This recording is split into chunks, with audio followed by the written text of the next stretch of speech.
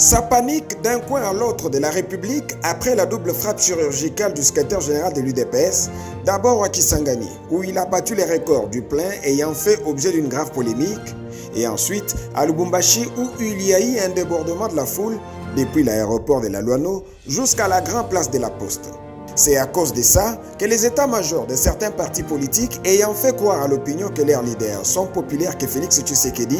alors en panne de stratégie, ont choisi la voie de la diversion avec bien sûr le concours de quelques journalistes qu'ils ont soudoyés pour cette sale besogne. Pendant que le chef du parti au pouvoir et toute sa délégation s'apprêtaient à prendre place à bord du jet SGL de la compagnie Tax, il est constaté tristement un chiffon d'un certain Pero Luara, soupçonné proche de Moïse Katumbi, via son compte Twitter, accusant Augustin Kabouya d'avoir bloqué sur le tarmac l'avion de la compagnie CAA qui devait décoller à 9h30. Un mensonge cousu de fil blanc de cet ancien journaliste à qui l'UNPC avait retiré la carte à cause de ses dérives, car c'est au moyen de SGL Aeronautica que Augustin Kabouya et sa suite ont voyagé pour Lubumbashi.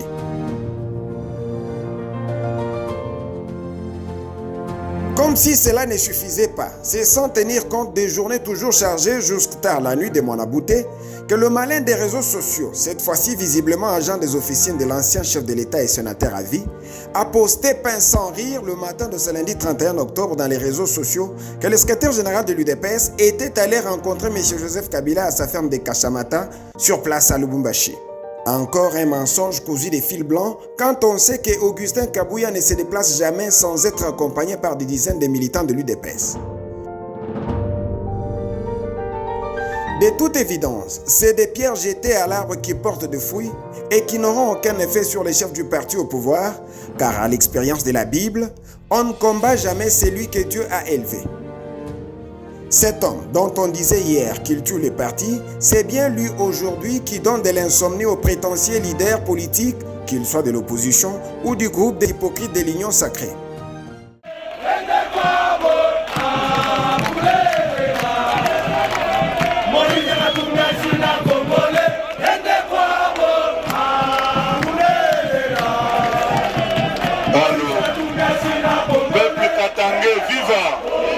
Beaucoup de ceux qui ont sous-estimé sa mobilisation à l'étape du Grand Bandundu et Congo central, soi-disant que c'est à proximité de Kinshasa, sont en train de se mordre les doigts lorsqu'ils constatent aujourd'hui que même dans le milieu les plus éloignés, et de surcroît swahiliphone, les nommés AK-47 continuent à épater en termes de mobilisation.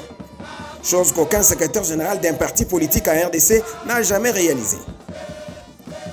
Ceci est donc la preuve que le parti de Félix Tshisekedi est en mesure de lui offrir une victoire à 70 voire 80% lors des élections à venir au pays. Bien qu'extraverti, c'est en toute discrétion et humilité que Monabouté balise la voie pour une victoire écrasante du chef de l'État et de son parti lors des élections de 2023. Une fois de plus, le chien aboie et la caravane passe.